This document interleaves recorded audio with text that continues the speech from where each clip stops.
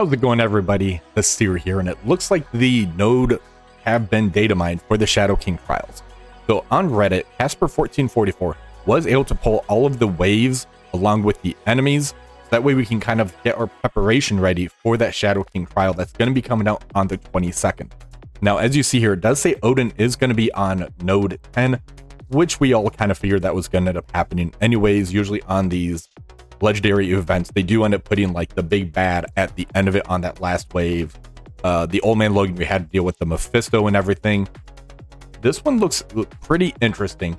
Now, I did end up setting up some infographics that we're going to be going over today, so we can try to figure out what the optimal play is for these nodes. And at the end of it, we're going to end up looking at what team compositions we could end up getting set up on this. Let's go ahead and get into this. Node 1 looks pretty interesting. There's nothing really of consequence on here, but there is a few things that we kind of need to toy around with. There's going to be the 2 Moon Knights and 2 Daredevils, several of the hand minions on the Wave 1. For Wave 2, we do have 3 of the Heroes for Hire members. However, there aren't going to be any war bonuses during this one, so we don't really have to worry about that. Having the Shang-Chi on there, he is going to be a high damage dealer. Nobu being able to have that chance to revive. And then on Wave 3, there are going to be the Night Stalkers on here, so that's pretty interesting. There's going to be the Daredevil along with the Night Nurse, and then more of the hand minions.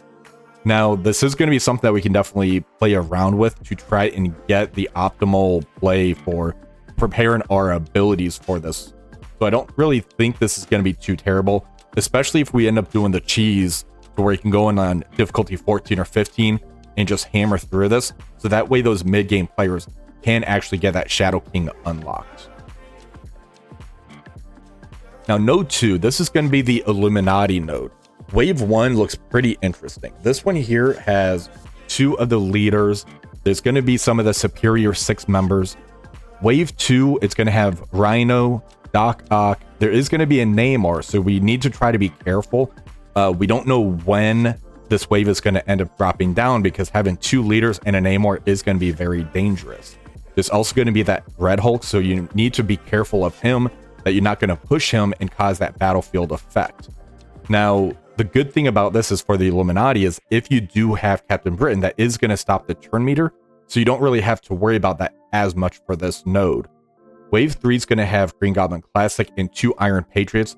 Those Iron Patriots are going to be pretty deadly if they end up getting their specials off, to where they start flipping your positive effects into negative effects. So what I see here, I don't see anything that's going to be stopping the counter, the assist coming in that Mr. Fantastic brings. So you do need to kind of weigh your options if Mr. Fantastic is going to be better here for you, or if Iron Man's going to be better for you if you do end up running that Captain Britain version on him. Let's go ahead and move over to node 3. So node 3 is going to be that global villain. So this one here is kind of interesting. There's going to start out with 2 of the Cosmic Ghost Riders. There's going to be the Peggy Carter that's going to be able to keep them healed up. And then we have some Pegasus members in here. Now, the data mine thing that we looked at did say Ironheart. It didn't say the Mark II. So it is possible that the Wave 2 is going to have the Pegasus version of Ironheart, not the original version that we had. Now, there's going to be the Black Knight on there, so that is going to cause some retaliations that we need to try to be careful of. Wave 3 is going to have more members of the Out of Time team. There's also going to be another Captain America, and there's also some Rebirth in here that you see with the US agent. There's going to be another Iron Man Infinity War and the Star Brands. This node here is going to mainly consist of Pegasus with Out of Time is what it looks like. For node 4, this is going to be the Brawler non-mythic, and if you went through Dark Dimension 8, the global nodes were so brutal because of all of the Sentinels that were on the field. It looks like they're bringing that over to this one. You start out with 4 Sentinels on the field, along with Lady Deathstrike, Silver Samurai, and Sabretooth. So they're mixing in Orcus with the Weapon X team. Now, there's not going to be any bonuses for war or raids for these. However, those Nimrods at the end, if you don't get rid of the Sentinel bots, that's going to be a lot of speed that we do have to worry about. Especially with those Omega Sentinels, you can definitely get in a loop where The Omega Sentinels are keeping those Sentinels alive, and then you basically get killed off with death by 1,000 cuts. Now, considering this is the Brawler non-mythic, this is going to be the one that's going to be the most theory crafted of us as well, because there's no direct callouts. It's a very open tag. So this one here, we're going to have a nice discussion about when we get to the end of the video. For Node 5, this is going to be the Undying or Mercenaries. Now, looking at this, I don't see anything that is saying to use the Undying. I actually see this node saying to use the Mercs for money. Having Kestrel in here is going to stop the Gregs from spawning in with Hela. So it looks like this is going to be a Mercs for money team. The composition I'm kind of leaning towards is going to be Mercs for money, and also adding in Taskmaster. Something that we might be able to do is maybe get the new warriors used on node 1. That way we can try to get the 5 charges on Deathpool, so we can just instant kill one of these characters, like maybe Spider Weaver. That's something I'm kind of looking at doing. I really want to see how the stats are going to be playing out on this. Now, Wave 2, having the 2 Moonstones, there's also going to be the Vol. I don't see any other new warriors, so we don't really have to worry about Deathpool getting the 5 charges and using that on us. This is going to end up finishing off you going against Kang and Ultron. So this is kind of an interesting one. There's going to be the Masters of Evil team along with MSF Originals, because we have Spider Weaver, Kestrel, Deathpool, and Vol on here. So this is kind of interesting. I do kind of like this node. Now for node 6, this is going to be the Annihilators. And as you see, this is going to be the Mercs for money and Alpha Flight. Again, there's no war callouts, there's no raid callouts. So this one is just going to be brute force as far as what they're going to be using against us. Now that we are using the Annihilators, we do need to be careful when we get to the Wave 3, but we're going to kind of go through this. Wave 1 is going to have the 2 Sasquatch. There's going to be the Guardian giving the offense up. Because there are mutants in here with Sasquatch and Wolverine, that Pandapool is going to be kind of impactful for them, especially Pandapool getting pushed and then getting back the taunt and a chance to revive. That is going to be something that we need to be mindful of. Wave 2 is going to have the North Star. He's going to be ulting turn 1. That could kind of hamper us, where he's going to be flipping our positive effects into negative effects and doing some massive damage to us. So we're going to need to time the drop of that Wave 2 down just right. We also want to make sure we kill those Pandapools before the Deadpool comes in, because when Deadpool comes in, that's going to make those Pandapools have a 60% chance to revive. And then if we make it to Wave 3 with any Pandas alive, that's going to be 100% chance. So this is going to be a high target priority of how we want to tackle this node. The Wave 3, the only one I'm really worried about is going to be the Old Man Logan, Deathpool, and Firestar, Sunfire on here. They don't really worry me as much, because I think most of these Alpha Flights can be killed off before that wave comes in. We definitely want to see how these timed out though. Now for node 7, this is going to be the global villain. This Wave 1 is going to be the Infestation team that we see. It's 2 Black Widows. There's going to be the Spider-Man Big Time and the Yellow Jacket. Then they start meshing in those Dark Hunters in here with Elsa. Now remember, for Elsa, anytime she misses, she's basically going to get that, or you dodge, she's going to get that retaliate on you. Morbius, he has that chain, and that could be very deadly. For Wave 2, we have Ghost with Ant-Man and 2 Swarms. The Ghost is very interesting in here. They're trying to mix in some of the Pym tech in here, and Ghost has that very high dodge along with the retaliate and the heals. That Ghost could be a problem for us. Now for the global villains, we definitely want to bring characters in that's going to have like a unavoidable attacks. So I am definitely leaning towards Orcus for this one. When we get down to Wave 3, this is going to be another Dark Hunter in Morbius, and then there's going to be Agatha and Morgan. So that is going to be kind of interesting, having to go through that interaction using global villain characters. For node 8, this is going to be the other Brawler non-mythic. Now for Wave 1, it's just all X-Men for this node. Having Gambit with Rogue, and then there's going to be Bishop, Cyclops, the Iceman for the slows, Dazzler, she could be a little bit of an issue because she's able to flip those negative effects, and then Jubilee can kind of get ramped up as with the Astonishing X-Men, and that's going to start ramping up from the other members. So target priority is going to be kind of key on the wave 1 on here.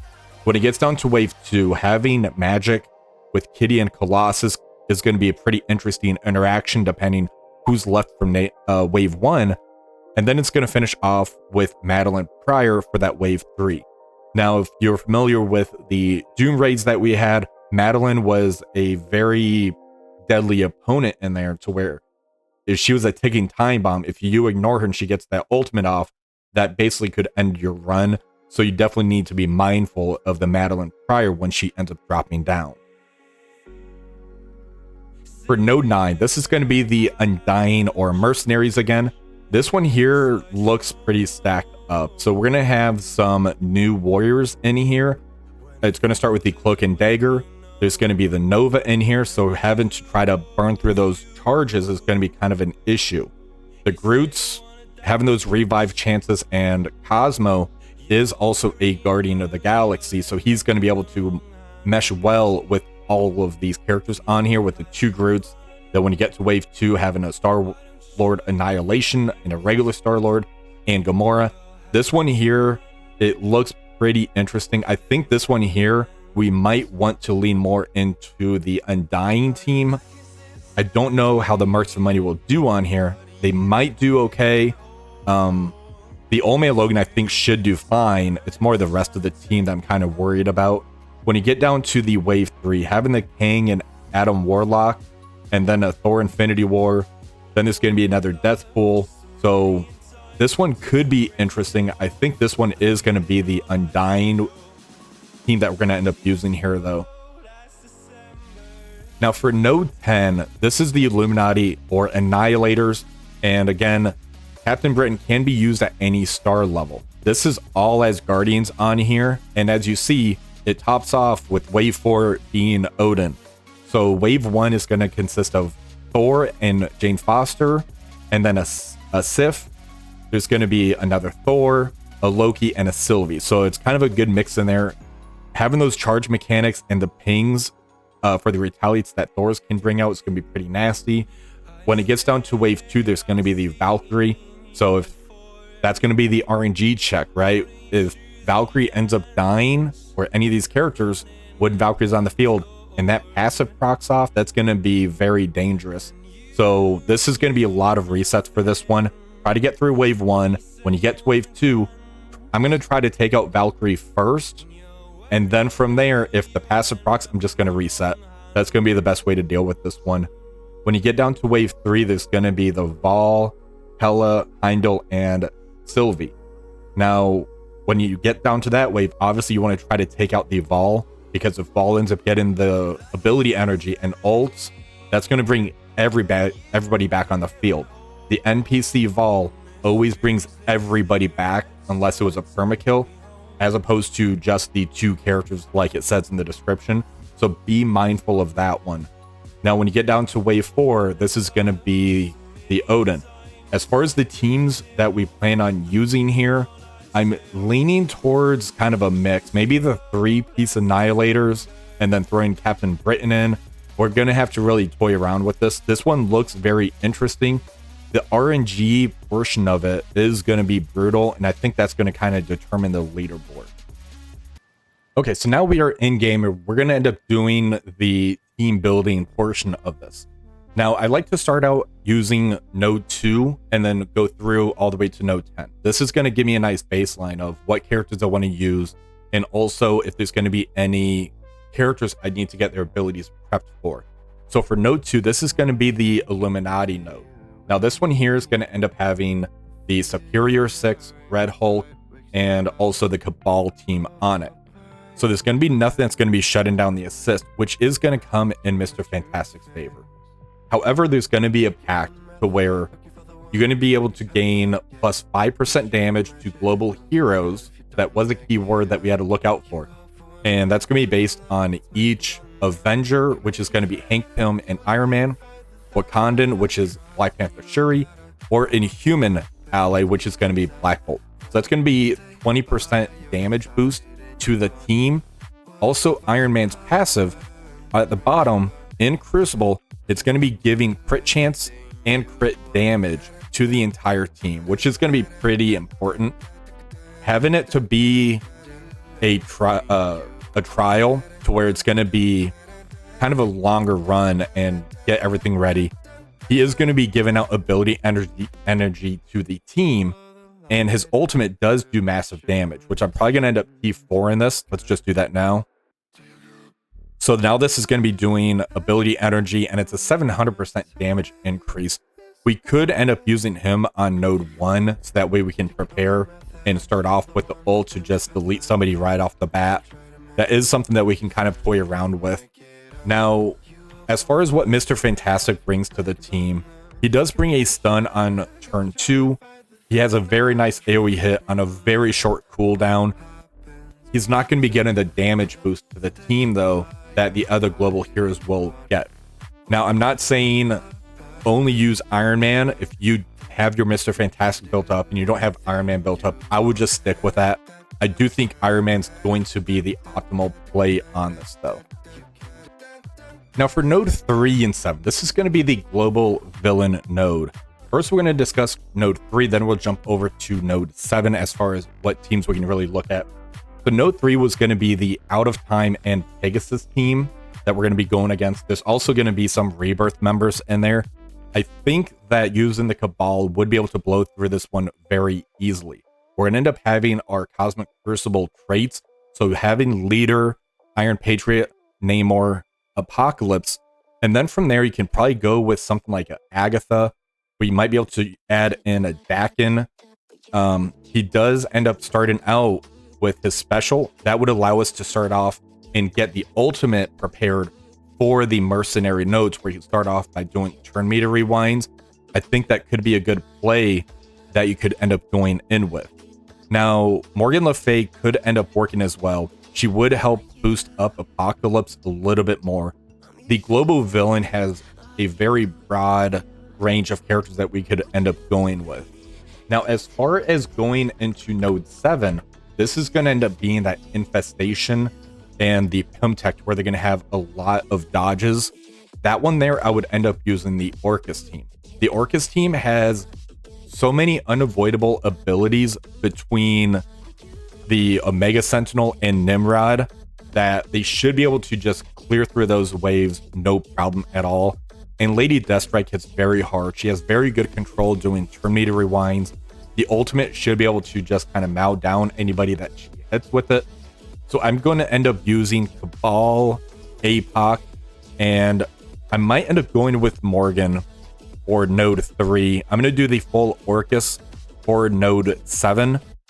For node 1, I am looking to now use Dakin in node 1, because I do think having it to where the ultimate is prepared right off the bat for those Mercenary nodes, doing that turn meter rewind and flipping negative effects to positive effects, this is going to end up doing so much damage, and it's going to do a repeat. So yeah, I'm definitely looking to get Dakin prepared on node 1 so I could end up getting him ready for that Mercenary node. Now we're into the Brawler non-mythic section. Now this one here is going to be a lot of theory crafting, and looking at the nodes, I think that Ancient One's going to actually be pretty important on this one. Node 4 is going to have the Orcus members with the Weapon X team. Now the Sentinels is going to be 4 of them off the bat. They're going to be spawning in the bots, which will have the taunts on them, and then you have to deal with that. She does have a very powerful special, and her passive is going to be pretty impactful. She does have a speed of 122 as well. The other characters I'm looking at are going to be Black Cat, Blade, Fall, and Nightcrawler. 2 of these characters are going to be able to use the exposed mechanic and trying to give that ability energy out. Blade has a lot of control, and Black Cat has a lot of arena callouts, and the important things are going to be the basic, to where enemies killed cannot be revived, and the ultimate as well, enemies killed cannot be revived. There is going to be the Omega Sentinels on here. Having that revive chance is going to really help, to where she can try to get the permakill on them, and you can really play into that route of it. She also will get Safeguard and such. Blade having his ultimate being able to reduce the turn meter, and his special also clears speed up and applies slows. It clears negative effects from all allies. He's a great character for this. Nightcrawler, he'll be able to special turn 1, get the exposed out there, and start kind of getting the team ramped up. So I think that's the team I'm really looking at. Nightcrawler, Vol, Blade, and Black Cat. The 5th was going to be Ancient One. The special was one of the big deciding factors. Flip all positive effects into negative effects on all enemies. This is also going to be able to apply heal block, where it's going to stop the healing that the Omega Sentinel is going to be giving the team. It's going to be able to give counterattack to self and all allies. So counterattack to the entire team. The ultimate right here is going to be able to do a rebound chain. It's going to be able to do a stun and reduce speed bar by 100% to the most injured enemy.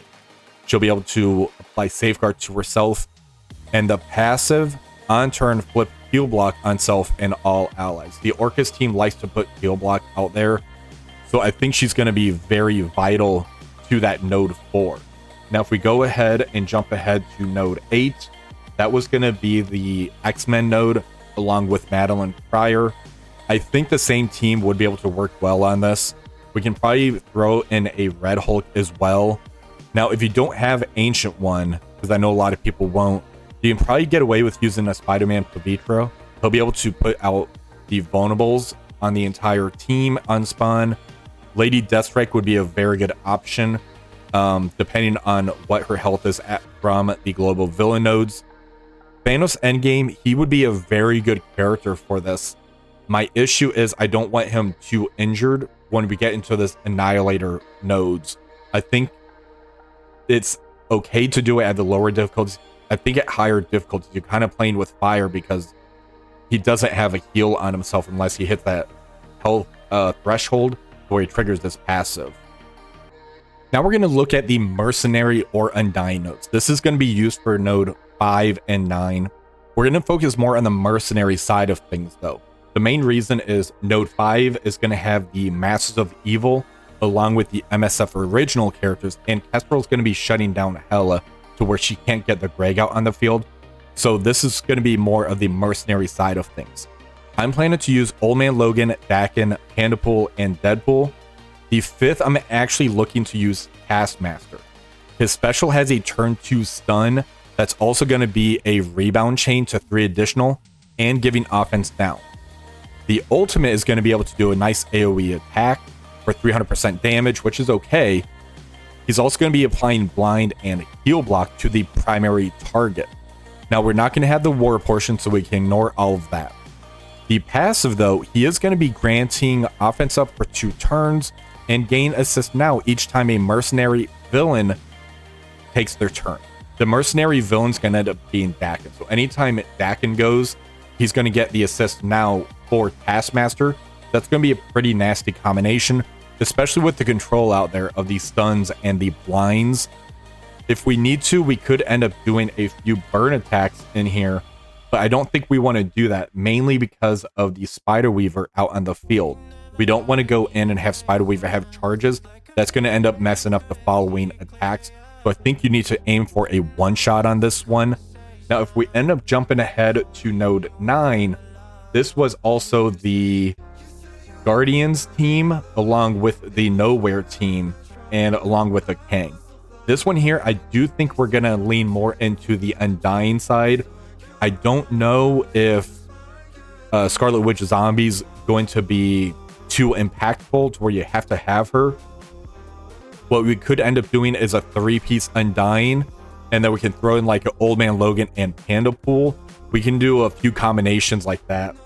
We can also do a few burn attacks to try to pull Cloak and Dagger's ultimate off, as well as trying to pull the ultimate off of the Nova, so that way we don't have to worry about the Nova, of course. So I think node 9 is going to be the trickier node, trying to work around the Nova with the charges and the Nova Force coming into play. That one I can definitely see a few burn attacks coming into play. Now we're going to look at node 6, which is the Annihilator's node. Now there isn't really any wiggle room as far as modular characters they can slot in like the other nodes. So we do have to deal with these 5 characters. Now, the priorities that I would end up going with is going to be Thanos, Endgame, and Gladiator. You want them as big as possible. Gladiator being that free taunt, he's going to be able to get Drain out there and really set the pace for the match because of the taunt that he has. Thanos Endgame having his passive as well as his exposed mechanic, where once per turn, when you hit a character with exposed, generate 1 ability energy for 2 random allies. That is a phenomenal thing that you're going to be looking forward to on this. That way you can keep the Annihilators moving on this type of matchup. Ultimus is going to be that tank buster, which, considering there are going to be the panda pools, you can aim to push the panda pools, and then Ultimus can ult right into the panda pool, and hopefully the panda pool doesn't come back. Silver Surfer, I don't think he's going to be as impactful on this one, so I think you can get away with having him not as big as the other members of the Annihilator team. Now, if we end up going ahead and jumping towards node 10, this was going to be the Asgard node along with the Odin at the end. I do think we're going to end up playing more with Thanos, Gladiator, and Gore, and then we can slot in a couple members of the Illuminati team. If we go ahead and take a look at the Illuminati, the trio for that team is going to be Captain Britain, Black Panther, Shuri, and Hank Pym. You might get away with using these 3 characters and then throwing in a Thanos, Endgame, and Gladiator. That could definitely be something that you want to play around with. Gore, I think, has a lot of value because he does end up pulling off charges, which is going to help it where you don't have to deal with the Jane Foster Thor or the regular Thors in that type of matchup. Another option you can try to go with is use the Annihilators, try to get as far as you can into the node, and then finish it off with the Illuminati. I think there's going to be a way to use a combination of 2 teams to try to get that one shot. You really need to time it, or when Odin drops down, you have all your turn meter, and then from there you can try to kill him as fast as possible before he gets his turn. I think that's going to be one of the big plays. What is it that I plan to use for node 1 now that we went through nodes 2 through 10? I'm pretty sure I'm mainly going to use the Cabal team. The main reason is because of Leader's passive. If we end up looking at the passive, for every 5 charge, gain 5% crit chance, 5% crit damage, and 5% block chance for self and all villain allies. This is going to come into play as far as trying to get our efficiency the best that we can, because that's what we need to try to aim for when we get to that global villain section. So that's going to be 3 of the members right there. It's going to be the Cabal. From there, we have a few options. We have Nightcrawler, to where we can try to get his ultimate prepared. That way, when we go into the Brawler section and there's all the Orcus members right off the bat, we can try to ult and clear all the positive effects away. That's going to be one play that we can do. We need to see if we need to use Iron Man's ultimate turn 1. I think we don't. So I think safely we can drop him off the list. Now we have Dakin. Do we want to get the ultimate prepared to use that turn 1? That could be a good key that we want to aim for. The more important one is Vol. Vol, I think we need to try to get Vol as close as possible to the ultimate, meaning that we're going to want to prepare Vol in node 1 to get this ready so we can ult and do some massive damage and try to wipe out a wave. So overall, what I'm going to end up leaning towards is Nightcrawler, Vol, and the Cabal team. They should be able to do some pretty good work in node 1. I'll be able to get the charges on Leader. That way we can try to get through that global villain section as fast as possible.